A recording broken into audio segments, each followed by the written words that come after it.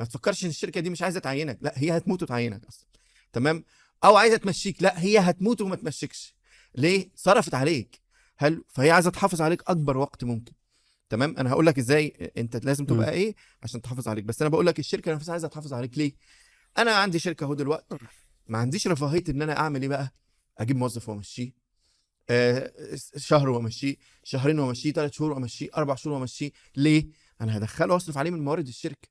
اللي قطع 6 شهور عندي غير اللي بقاله لسه شهر داخل الشركه. مم. 6 شهور ده انا صرفت عليه بقى ايه، كل حاجه بصرفها على الشركه، ايجارات وتامين وتسويق ومش عارف ايه والكلام ده وتطوير وبتاع واتش ار والكلام ده صرفت عليه صح. فانا عايز احتفظ بيه. انا بقول للطالب الجامعي الشركه عايزه تحتفظ بيك.